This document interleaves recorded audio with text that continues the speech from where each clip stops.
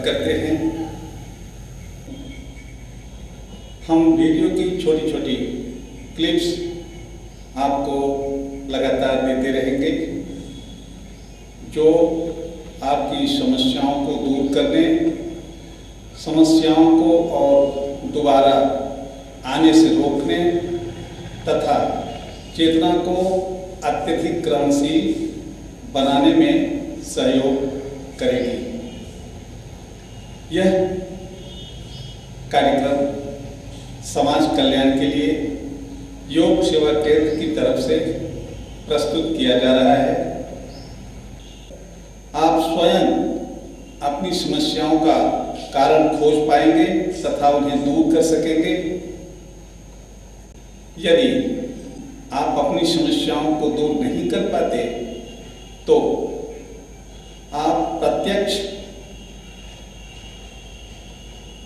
मुलाकात कर सकते हैं, टेलीफोन से बात कर सकते हैं अथवा ईमेल से खबरें लेन देन कर सकते हैं। ये कार्यक्रम निस्वार्थ भाव से आपकी सेवा के लिए प्रस्तुत किया जाएगा। कल हमारे आपके बीच में जो चर्चा हुई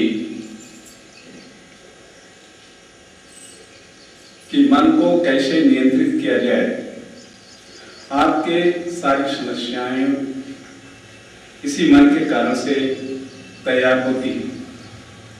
इन समस्याओं को निपटने के लिए,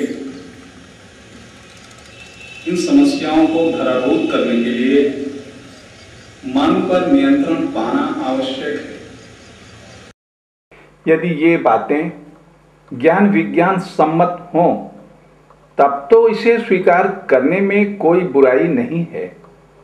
मैं जो कहना चाहता हूं उसे सुनिए।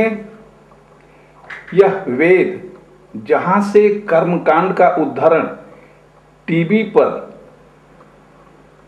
पंडित जी लोग देते हैं, वह वेद 4 भागों में बंटा है। ऋग्वेद, सामवेद, यजुर्वेद और अथर्ववेद।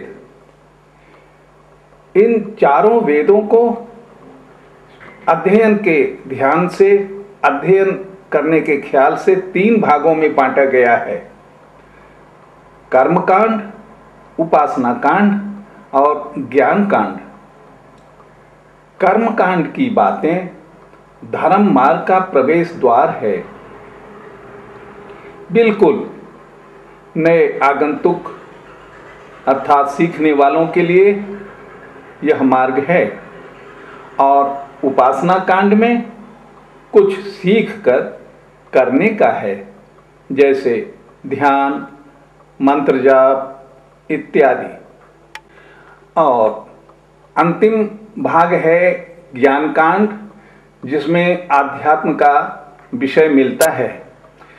यह आध्यात्म क्या है, इस पर श्री कृष्ण एक श्लोक कहते हैं, उसको ध्यान से सुने।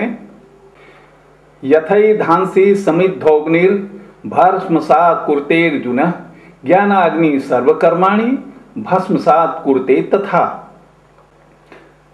अर्जुन को समझाते हुए भगवान श्री कृष्ण कहते हैं कि हे अर्जुन, जिस प्रकार से प्रज्वलित अग्नि ईंधनों को भस्ममय कर देता है, वैसे ही ज्ञान रूप अग्नि संपूर्ण कर्मों को भस्ममय कर देता है। सारे कर्मों के फल ज्ञान की प्राप्ति के बाद नाश हो जाते हैं। केवल प्रारब्ध कर्म बचता है, जिसका फल भुगतने के लिए गुरु कोई न कोई रास्ता बतला देता है और मनुष्य उससे भी मुक्त होकर ईश्वर दर्शन को प्राप्त होता है। जो इन कर्म कांड से मुक्त कराता है वह ज्ञान कांड है, क्योंकि ये कर्म कांड के विरोधी है। यह ज्ञान कांड कर्म कांड के विरोधी है। यदि आप कर्म कांडी हैं तो ज्ञान से अछूते रह जाएंगे। कृष्ण बार बार समझाते हैं कि जो मुझे तत्व से जानता है वही मुझे यथार्थ रूप से जानता है। इसलिए उस परमात्मा को तत्व से जानने के लिए यह कर्मकांड एक बंधन स्वरूप होता है और अंधविश्वास में जीने के लिए बाध्य करता है। यह कर्मकांड भय उत्पन्न करता है, अज्ञानता को जन्म देता है, परमात्म दर्शन और मोक्ष प्राप्ति में बाधा उत्पन्न करता है, आध्यात्म पथ पर आगे बढ़ने में अवरोध उत्पन्न करता है। कर्मकांड जो करते रहते हैं उसी में संश्लिष्ट हैं, ऐसे लोगों के मन में साहस उत्पन्न नहीं होता, भयभीत होते हैं और उनके अंदर तनाव उत्पन्न होता है। इस तनाव के कारण से वो बीमार पड़ते हैं, कष्ट पाते हैं। ज्ञान की इतनी अच्छी बातें सुनने के बाद भी यदि तुम्हारे समझ में नहीं आता और तुम कर्म कांड में फंसे रहते हो तो भय और तनाव के कारण से तुम बीमार रहोगे, शारीरिक अथवा मानसिक, और इस चक्रव्यूह में मारे जाओगे। इस चक्रव्यूह से तुम्हें बाहर करने के लिए जो नीति नियम यहां बतलाए जाते हैं वो एक दिन दो दिन में समाप्त होने वाली चीज नहीं है। यहां की विद्या तुम ग्रहण करो, इसको मन में विचार करो। जो कुछ यहां कहा गया तुम्हारे लिए कितना प्रतिशत यह उचित है, तुम्हारे अंदर कितनी योग्यता है, तुम इसे करो या ना करो, यह विचार तुम्हें करना चाहिए। या सारा जीवन मूर्खता में ही गंवा देना चाहते हो, दुखों में ही पड़ करके जीना चाहते हो, सारा जीवन दुख भोगते रहोगे, ये अच्छा है, या सारा जीवन आनंद में जियो, ये अच्छा है। देखो, ये अध्यात्म पानी में तैरने के समान है। जो आदमी अध्यात्म विद्या जानता है वह पानी रूपी भवसागर में तैरता रहता है। जो आदमी अध्यात्म विद्या नहीं जानता, धर्मांध है, प्रलोभन में फंसा है, वह पुरुष डूब जाता है पानी में और मृत्यु को प्राप्त होता है। वह भवसागर में दुख भोगता है। जिस प्रकार से तैरना नहीं जानने वाला मनुष्य पानी में खेल नहीं सकता, पानी का आनंद नहीं ले सकता, तो तुम अपनी श्रेणी को समझो। संसार में बहुत सारे सुख हैं, पुत्र का सुख है, पति का सुख है, धन का सुख है, सारा आनंद ही भरा पड़ा है, लेकिन उसको भोगने की विद्या तुम्हें सीखनी चाहिए। संसार का सुख भोगने के लिए तुम्हें आगे बढ़ना चाहिए। यही सुख हर आध्यात्म का अभ्यास करने वाला अभ्यासी हमेशा भोगता है। महाराजा जनक राजा थे, किंतु अच्छे अच्छे ऋषि महात्मा उनसे ज्ञान लेने के लिए आते थे। सुखदेव ऋषि जो वेद व्यास के पुत्र थे, राजा जनक से विद्या प्राप्त किए। राजा जनक एक गृहस्थ पुरुष थे। उन्होंने ऋषियों को आत्मज्ञान दिया। इसलिए तुम मन में विचार नहीं करना कि तुम्हें आत्मज्ञान प्राप्त करने के लिए गेरुआ वस्त्र पहनना होगा अथवा संन्यास लेना होगा, बल्कि क्या करना होगा, तुम्हें एक सद्गुरु की तलाश करनी होगी।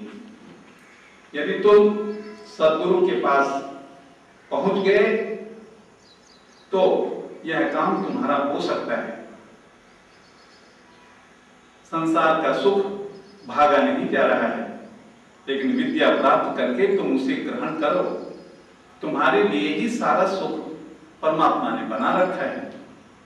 उनका भोग तुम नहीं करोगे तो कौन करेगा? इसलिए तुम उस सुख को भोगने के लिए मन में एक इच्छा पैदा करो, उस परमात्म दर्शन के लिए जिसको वेदों ने गाया, पुराणों ने सुनाया, ब्रह्म चर्चा हुई, उसको सत्य रूप से देखने के लिए कोई तो आगे बढ़े। या ये केवल कथा कहानी रह गई हमारे हिंदुस्तान में कि भगवान है, हाँ भाई सब मंदिर जा रहे हैं, सब कांवड़ लेकर के दौड़ रहे हैं, पानी शिव जी को चढ़ाकर दर्शन कर रहे हैं। क्या यही दर्शन तुम्हें चाहिए? अगर ये दर्शन चाहिए तो कल से यहां मत आना, शिव चौक पर पानी चढ़ाओ, दर्शन वहां होगा। यहां का दर्शन बड़ा अलग प्रकार का है। यह आत्मदर्शन है जो पहले अपने अंदर दिखाई पड़ता है, फिर वही परमात्मा हर जीव में दिखाई पड़ता है। हर मनुष्य के अंदर वह परमात्मा है। आपको देखने के लिए ज्ञान की दृष्टि चाहिए। ये दृष्टि मिलेगी कहां? जब सद्गुरुओं की सेवा में लगोगे, ये वहां से प्राप्त होती है। उनके बताए हुए कथनों का, निर्देशों का जब तुम पालन करोगे, यह ज्ञान वहां मिलेगा। और बिना इस ज्ञान के दुनिया का कोई भी शक्ति लगा लो, ये भव बंधन कट नहीं सकता। जितना भी दान दे लो, पुण्य कर्म करो, दिन रात भजन और कीर्तन करो, शिव जी की आराधना में लगे रहो, नहीं होगा।